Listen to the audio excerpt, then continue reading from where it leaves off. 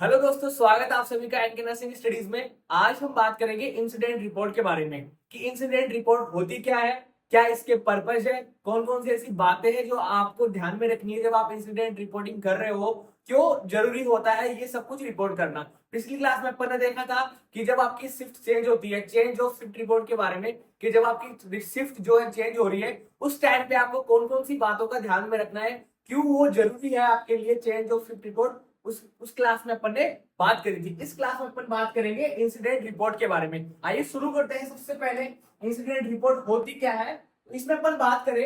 N incident report is a form that filled up in a order to record the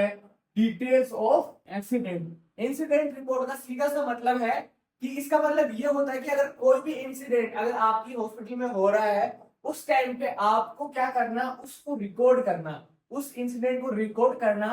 details के साथ में कि क्यों हुआ है, ये क्या हुआ है उस इंसिडेंट में, जो भी एक्सीडेंट हुआ है, किनको एक्सीडेंट्स को, साथ ही साथ अगर कोई पेशेंट को कोई इंजरी हुई है उस इंजरी को भी क्या करना, इंसिडेंट रिपोर्ट के अंदर मेंशन करना। साथ ही साथ and other unusual events that occur in the hospital care facility. साथ ही साथ अगर कोई भी ऐसे अनयूजुअल इवेंट्स हो रहे हैं हॉस्पिटल के अंदर, उन सबको क्या करना, रिपोर्ट करना। तो उसको क्या बोलते हैं, उसको बोलते हैं इंसिडेंट रिपोर्टिंग।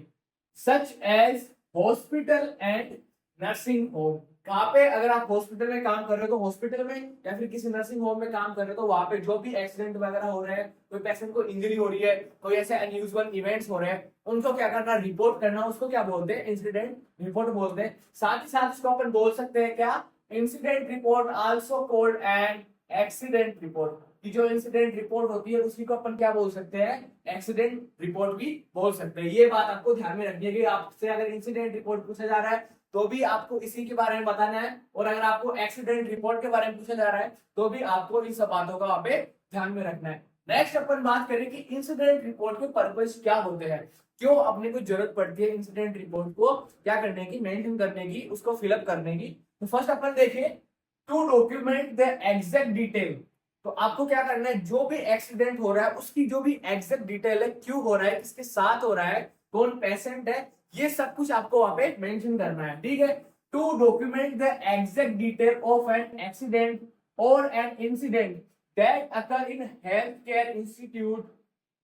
ठीक है, तो आपको क्या करना है कि अगर हेल्थ केयर इंस्टीट्यूट में कुछ भी इंसिडेंट या कुछ भी एक्सीडेंट हो रहा है तो उसको क्या करना है, बिल्कुल जैसा हुआ है उसको वैसे ही क्या करना है, उस इंसिडेंट रिपोर्ट में मेंशन करना है। नेक्स्ट अपन बात करें, to be used in future when dealing with liability issues stemming from the incident. अब आपको ये जो इंसिडेंट रिपोर्ट, इसकी जरूरत क्यों पड़ेगी, क्या इसकी जरूरत नीड होगी इसकी, तो जब अगर इन फ्यूचर जिस भी पेशेंट के साथ अगर कोई भी ऐसा इंसिडेंट हुआ था, अगर वो जाके क्या करता है, अगर आपके साथ में कुछ लीगल बैटल हो जाती है उसके साथ में, तो ये जो इंसिडेंट रिपोर्ट है ये वहां पे आपकी हेल्प करेगी। ठीक है, तो मैंने आपको पिछली क्लास में बताया था कि जो भी अगर आपके साथ आप कोई भी रिपोर्टिंग कर रहे हो तो ये आपको ध्यान में रखना है कि आपको वो जो रिपोर्टिंग है वो बिल्कुल क्लियर तरीके से, जैसा जो इवेंट हुआ है वो वैसा का वैसा ही उसके अंदर प्रेजेंट करना है, साफ सुथरे तरीके से। ठीक है, क्योंकि ये एक लीगल डॉक्यूमेंट है जो आपकी क्या करेगा, हेल्प करेगा। अगर कोई भी लायबिलिटी इश्यूज हो रहे हो वहां पे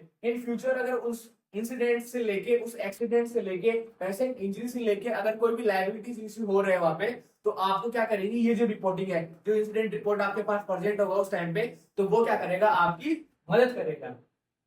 नेक्स्ट अपन बात करें, to protect the nursing staff against unjust occasions. साथ ही साथ क्या होगा कि अगर आपके पास जो भी ये रिपोर्टिंग सही तरीके से प्रेजेंट है तो वो क्या करेगा, आपको प्रिवेंट करेगा किससे, कोई भी लीगल इश्यू वहां पे आपको ना हो सके। क्यों, क्योंकि आपके पास जो भी डाटा है वो एक्यूरेट होगा, तो वो आपकी हेल्प करेगा कि आपको कोई भी परेशानी ना हो। तो नर्सिंग स्टाफ जो है उसको क्या करेगा, वो प्रिवेंट करेगा किसी भी अनजस्ट ओकेजन से। ठीक है, नेक्स्ट अपन बात करें, to protect the safeguard the client in case of negligence on the part of the nurse। साथ ही साथ क्या करेगा, जो क्लाइंट है, जो पेशेंट है, उसको भी क्या करेगा, सेफ रखेगा, उसको भी प्रिवेंट करेगा किससे, कि अगर मान लो आपसे कोई भी नेग्लिजेंस हो जाता है, आपसे कोई भी गलती हो जाती है, आपने उसको रिपोर्ट कर रहा है, तो वो क्या करेगा, जो क्लाइंट है, जो पेशेंट है, उसको भी क्या करेगा, प्रोटेक्ट करके वहां पे रखेगा। Helps in the evaluation of nursing care to ensure safe care to all patient. साथ ही साथ ये आपकी हेल्प करता है, जो आपने इंसिडेंट रिपोर्टिंग करी है वो आपकी मदद करेगा जो भी पेशेंट है उसकी केयर करने में। अब ये मदद कैसे करेगा कि जैसे अगर आपने कोई भी प्रोसीजर किया, आपने कोई नेग्लिजेंस में आपके साथ कोई भी ऐसा इवेंट हो गया, आपने उसको रिपोर्ट करा, तो जब रिपोर्टिंग क्या करेगा, आप जब उसको ध्यान में रखोगे, उस इवेंट को ध्यान में रखोगे, वो आपके पास डाटा रहेगा, तो आप क्या करोगे, प्रिवेंट करोगे किसी और पेशेंट को कि उनके साथ भी ऐसा कुछ भी ना हो सके। ठीक है, तो ऐसे ही जो अगर आपके पास रिपोर्ट पड़ी होगी कि आपके पास इंसिडेंट रिपोर्ट करा है आपने, तो आप क्या करोगे, जो भी पेशेंट है, जो और कोई पेशेंट है, उनको क्या करोगे, वहां पे प्रिवेंट करोगे कि उनके साथ कुछ भी अनहोनी ना हो सके। ठीक है, इन बातों को आपको वहां पे ध्यान में रखना है। अब आपको ये देखना है कि आपको ये रिपोर्टिंग करनी कब है, कि ऐसे कौन कौन से इंसिडेंट है जिनको आपको रिपोर्ट करना है। ठीक है, तो फर्स्ट ऑफ ऑल अपन बात करें कि व्हेन टू रिपोर्ट, की आपको ये रिपोर्टिंग करनी कब है। इसमें फर्स्ट है एक्सपोजर इंसिडेंट्स। इसके अंदर अपन बात करें स्किन, आई, म्यूकस मेम्ब्रेन और पेरेंटल कांटेक्ट विद ब्लड और other potentially infectious material that may result from the performance of an employee's duties. इसका मतलब ये है कि अगर आपकी कोई भी जो भी नर्सिंग स्टाफ है उसकी वजह से, ठीक है, अगर उसकी वजह से कोई भी ऐसी इंजरी हो गई है, या कि जैसे कोई भी हार्मफुल कोई क्या था, कोई हार्मफुल केमिकल था, ठीक है, तो उसकी वजह से क्या हुआ, उसकी स्किन को कोई भी डैमेज हो गया, उसकी आईज डैमेज हो गई, या उसकी जो म्यूकस मेम्ब्रेन उसके वो कांटेक्ट में आने से, जो इन्फेक्शियस मटेरियल है उसके कांटेक्ट में आने से उसकी म्यूकस मेम्ब्रेन है उसके ऊपर कोई इंजरी हो गई, साथ ही साथ अगर उसके ब्लड के कांटेक्ट में आ जाता है, तो ये जो भी इवेंट्स है, ठीक है, ये आपको क्या करना है, अगर आपके साथ, अगर आपकी वजह से ऐसा कुछ हो रहा है, ठीक है, या फिर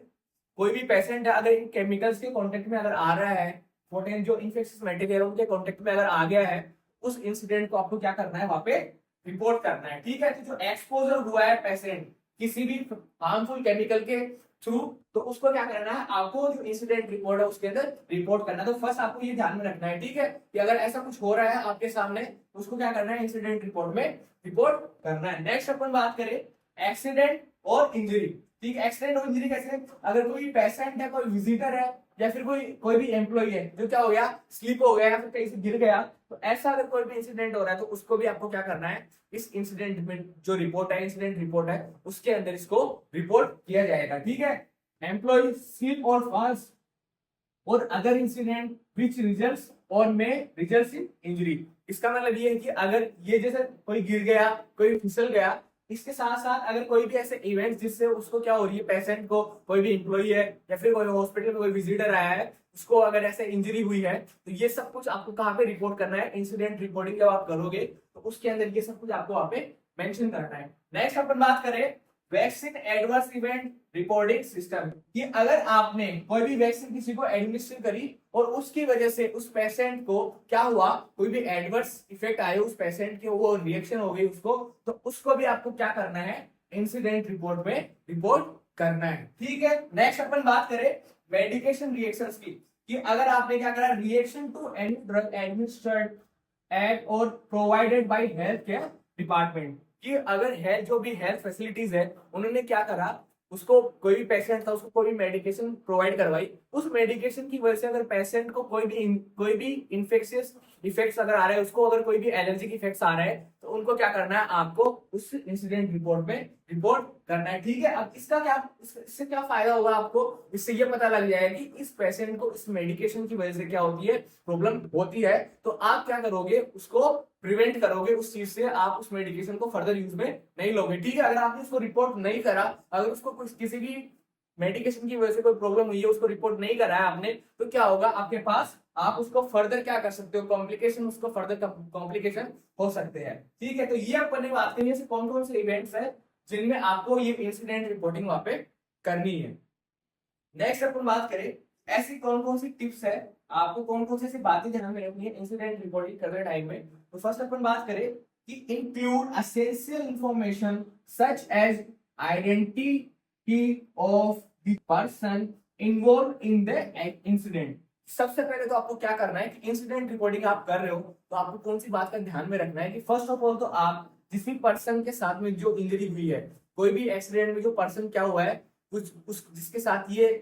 घटना घटी है, उस पर्सन को क्या करना, उस पर्सन के रिगार्डिंग जो भी आपके पास इंफॉर्मेशन है वो सब कुछ उसके अंदर मेंशन होनी चाहिए। फर्स्ट ऑफ ऑल की जैसे पर्सन का नाम क्या है, ठीक है, उस पर्सन का नाम क्या है, ठीक है, और साथ ही साथ आप किस डॉक्टर को क्या कर रहे हो उसके लिए नोटिफाई कर रहे हो, किस डॉक्टर को, किस फिजिशियन को बता रहे हो, वो सब कुछ क्या होना चाहिए वहां पे मेंशन होना चाहिए। तो इसमें अपन ने बात करी कि जो पर्सन है उसके रिगार्डिंग जो भी इंफॉर्मेशन है, उसका नाम वगैरह, साथ ही साथ आप किस डॉक्टर को रिपोर्ट कर रहे हो, वो सब कुछ इंफॉर्मेशन वो उस रिपोर्ट के अंदर क्या होनी चाहिए, उस इंसिडेंट रिपोर्ट में मेंशन होनी चाहिए। आपको ये बात में ध्यान में रखनी है कि आप इंसिडेंट रिपोर्टिंग कर रहे हो, पेशेंट का नाम होना चाहिए, कि क्या इंसिडेंट हुआ है उसकी डिटेल्स होनी चाहिए उसके अंदर, साथ ही साथ किस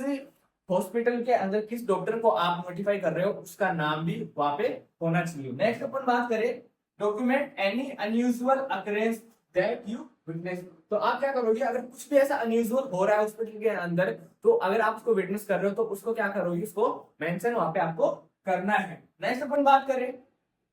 record the event and the consequences for the patient in enough detail that administrator can decide whether or not to investigate further। अब मैंने आपको बताया थी कि अगर आप कोई भी इंसिडेंट की रिपोर्टिंग कर रहे हो तो आपको इस बात का ध्यान में रखना है कि अगर आप उस डिटेल्स को उसमें फिलअप कर रहे हो किसी फॉर्म में या उसको रिपोर्ट कर रहे हो, तो आपको क्या करना है, जो भी इंफॉर्मेशन है वो बिल्कुल सही और एग्जैक्ट लिखनी है उसके अंदर, जिससे कि अगर जो जो एडमिनिस्ट्रेटिव डिपार्टमेंट है वो क्या करेगा, उसके अंदर लुकआउट करेगा, उस इंफॉर्मेशन को देखेगा, तो उनको पता लग सके कि ये जो भी इंसिडेंट हुआ है इसके ऊपर कोई एक्शन लेना है या फर्दर इन्वेस्टिगेट करनी है या नहीं करनी। अगर आपने सही से डिटेल फिलअप नहीं करी तो उनको पता नहीं लग पाएगा, और पता नहीं लगेगा तो वो क्या होगा, वो वहां पे फॉल्स इंफॉर्मेशन वहां पे जाएगी, तो क्या होगा, उससे आपको कॉम्प्लिकेशन देखने को मिल सकते हैं। ठीक है, तो आपको हमेशा क्या करना है, इनफ डिटेल्स उसके अंदर डालनी है जिससे पता लग सके एडमिनिस्ट्रेटिव डिपार्टमेंट को कि इसके अंदर इन्वेस्टिगेट करना है इस इश्यू को या फिर नहीं करना। नेक्स्ट अपन बात करें, describe only what you saw and heard and the actions you took to provide care at the scene। कि आपको हमेशा ध्यान में रखना है कि आपको हमेशा उस रिपोर्ट के अंदर वो ही चीजें लिखनी है जो आपने देखी है, सुनी है, या फिर जो भी आपने एक्शंस लिए हैं उस प्रॉब्लम के रिगार्डिंग, वो सब कुछ आपको मेंशन करना है। ऐसा नहीं है कि हुआ कुछ है और आपने अपने मन से कुछ भी उसके अंदर फिलअप कर दिया, तो उससे क्या होगा, उससे आपको क्या हो सकती है, कॉम्प्लिकेशंस हो सकती है। मैंने अभी आपको बताया कि अगर नेग्लिजेंस की वजह से अगर कुछ भी हो रहा है तो आपको